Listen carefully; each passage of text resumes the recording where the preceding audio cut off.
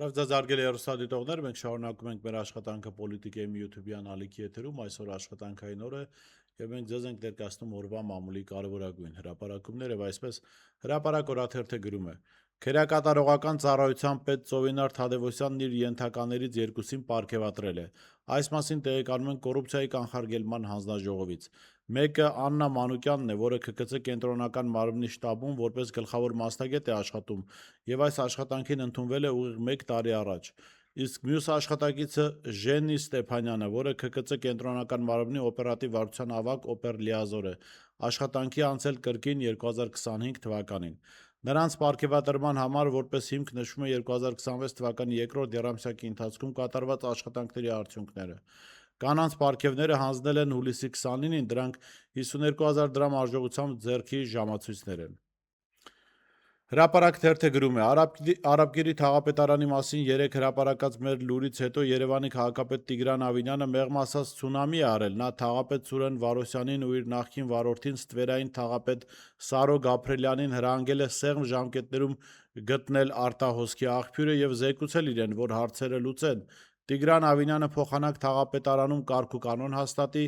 այդ մասին մամուլին տեղեկացնողներին է ուզում բացահայտել եւ միանգամայն ապարդյուն։ Իդեպ, մենք իրավիճակի մասին մեր ստացած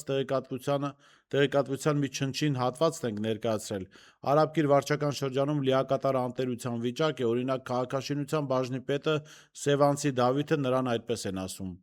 Մոտ 1 շաբաթ աշխատանքի չի եկել, աշխատակիցներն ասում են առանց թույլատվության մեկնել է արձակուրդ։ Թաղապետի մեկ այլ լյուբիմչիկ Վահեն 2 շաբաթ իբրև բյուլետենի մեջ է եղել, բայց այդ օրերին Սևանի ափին գտնվող իրեն պատկանող հանգստի գոտուն է տիրություն անելիս եղել։ Թաղապետ Վարոսյանն էլ փոխանակ աշխատանքից բացակայողներին պատժի, ասում են մտադիր է պատժել թաղապետարանի կոմունալ բաժնի 3 աշխատակիցներին, որոնք չեն պատասխանել թաղապետի հեռախոսազանգերին։ Ժողովուրդ օրաթերթը գրում է. Օրաթերթը 3 գրել էր, որ իրավապահ համակարգում քննարկվող կադրային փոփոխությունների շրջանակում հնարավոր է պաշտոնից ազատվի քրեակատարողական ծառայության պետ Ծովինար Թադևոսյանը, իսկ նրանք փոխարինի ՆԳ նախարարի տեղակալ փրկարար ծառայության տնօրեն Արամ Ղազարյանը։ Այսօր արդեն օրաթերթին նոր մանրամասներ են հայտնի դարձել հնարավոր նշանակման շուրջ ձևավորված տրամադրություններից։ Մեր աղբյուրների փոխանցմամբ քրեական աշխարհի ներկայացուցիչների եւ քրեակատարողական հիմնարկի աշխատակիցների ու պատիժը կրող որոշ անձանց շրջանում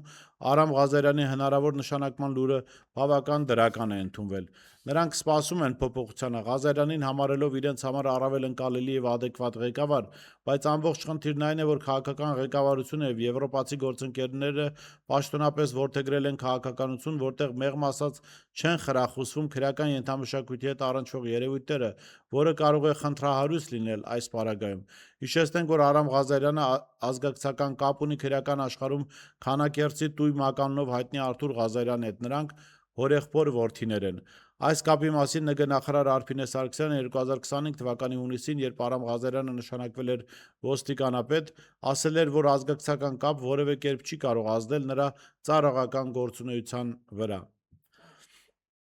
Ժողովուրդ օրաթերթը գրում է. Օրաթերթի տեղեկությունների համաձայն Կոտայքի մարզի Արզական գյուղի բնակիչներին իրավապահ մարմինները տևական ժամանակի ահաբեկում են։ 2025 թվականի դեկտեմբերից սկսած իրավապահ մարմինները զինված դիմակավորված մտնում են մարդկանց տները, նրանց տանում են բաժիններ ու ծեծի ենթարկում, նույնիսկ պահանջում ընտանիքներով լքել գյուղը։ Արմլու-Ռեհեմին դիմաց բնակիչները ներկայացրեցին, որ ունեն ձայնագրություններ, որոնք առաջիկայում կարող են հրապարակվել։ Իսկ ինչից է սկսվել այս բռնությունների շղթան։ Արմլու-Ռեհեմին դիմաց քաղաքացիների պնդմամբ իրենք էլ չեն հասկանում ոստիկանական այս բեսպրեդելի պատճառը։ Սակայն փաստն այն է, որ գյուղաբնակ տղաների նկատմամբ ճնշումը, բռնությունները սկսվել են այն բանից հետո, երբ նրանք դիմակայել են թմրամիջոցների, այսպես ասած, զակլատկաներով տեղադրումով զբաղվող շրջանակներին, ովքեր փորձել են թմրամիջոց իրացնել այդ բնակավայրերում։ Սա անշուշտ վարկած է, որը պետք է ստուգվի, հաստատվի կամ ժխտվի միայն իրավապահների կողմից օբյեկտիվ քննության արդյունքում։ Արմլու-Ռեհեմը տեղեկացավ, որ ոստիկանների բռնի գործողությունները սկսվել են դեռ 2025 թվականի դեկտեմբերից, սրա մասին մամուլը գրել է, ոստիկանական առաջին հարձակումը իրականացվել է դեկտեմբերին։ Կոտայքի մարզի ոստիկանները զինված ու դիմակավորված միաժամանակ ներխուժել են արձականի ավելի քան 10 տներ եւ սպառնալիքներ, վիրավորանքներ հնչեցնելով խուզարկություններ արել, իբրև ապօրինի զենք հայտնաբերելու կասկածանքով։ Գիտեք, թմրամիջոցների այս ծավալը, որ կա Հայաստանի Հանրապետությունում, չի կարող ուղղակի էնտուզիաստների կամ պարզ թմրավաճառների գործ լինել։ Ակնհայտ է, որ նրանք ունեն հովանավորներ։ Թե ովքեր են այդ հովանավորները, դժվար է ասել, որովհետև փաստեր չկան, չեն կարող որևէ մեկին մեղադրել, բայց որ այդ հովանավորները ունեն ռեալ ազդեցություն նրանց անվտանգությունը ապահովելու համար, ակնհայտ է։ Որևէ երկրում չի կարող այս ծավալի թմրամիջոցների տարածում լինել, եթե չլինի ազդեցիկ հովանավորում այդ ամենին։ Եվ հիմա այս լուրը բավական մտահոգիչ է, պաստորեն ըստ այս հոդվածի կասկածներ են առաջանում, որ թմրամիջոցներ տարածողներին հովանավորներ կարող են լինել ոստիկաններ։ Սա կարծում պիտի առնվազն մտահոգի իրավապահ համակարգի ղեկավարներին, ներքին գործերի նախարարին, այս իրավիճակը շատ արագ պիտի պարզաբանվի, որպեսզի մարդիկ հասկանան լավ ում հետ գործ ունեն։ Գուցե այդ թմրավաճառները շատ ուղիղ կապ ունեն այդ ոստիկանության աշխատակիցների հետ, որոնք ըստ այս հրապարակման բռնություններ են գործադրում թմրավաճառների դեմ դուրս եկած երիտասարդների նկատմամբ։ Հրապարակ թերթը գրում է. հուլիսի 2-ին Արցախի ԱԺ Աշոտ Դանելյանի անսպասելի հրաժարականից հետո ավելի քան 1 ամիս է այդ պաշտոնը թափուր է։ ԱԺ խորհրդարանականները նրան փոխարինողի հարցն են քննարկում։ Մենք մի քանի հրապարակում ենք արել, տեղեկացնելով, որ падգամավորներից որևէ մեկը հանձն չի առնում ստեղծված իրավիճակում զբաղեցնել այդ պաշտոնը, կանխատեսելով, որ հայտնվելու է պետության պատժիչ մեքենայի թրթուրների տակ։ Իրավիճակը փորձել էին իրենց ձեռքը վերցնել Արցախի ՀԿ սեկտորի ներկայացուցիչները։ Նախորդ շաբաթ Արցախի պետնախարար Նժդեհ Իսկանդարյանի եւ հասարակական գործիչ Անաստաս Իսրայելյանի թեկնածությունների հարցն էր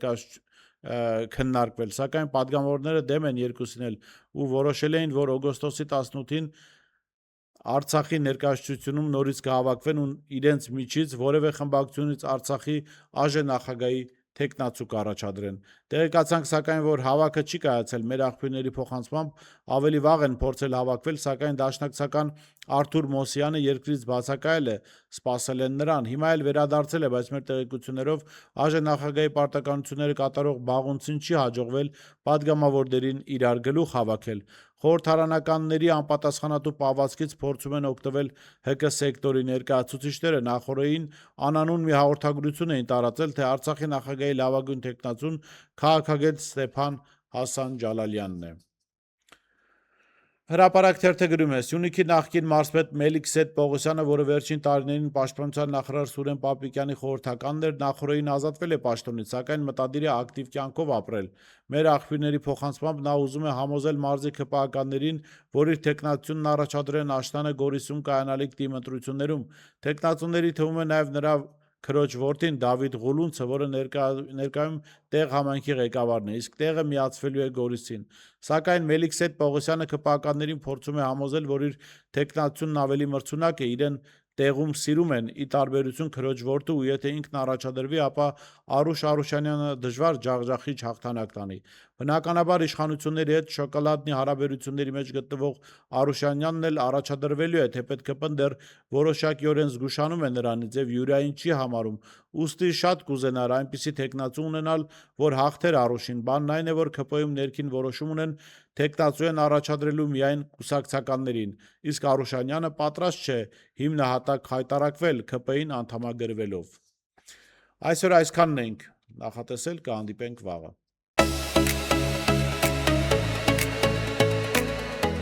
Հետևիր սրտիդ ձայնին, այն քեզ ուզում է տանել անհայտ հեռուներ, վայելիր աշխարհի չքնաղ քաղաքներն ու արևոտ լողափերը նոր զգացողություններով, նոր համերով։ 2026-ը թող լինի հույսերի, մոտիվացիայի, նպատակների իրագործման տարի։ Եվ հիշեք, ամեն ինչ սկսվում է մեկ որոշումից։ Նոր տարին գալիս է նոր հնարավորություններով ու արկածներով։ Քո հաջորդ արկածը մեկ թռիչքի հեռավորության վրա է։ Travel with M 095 89 20 48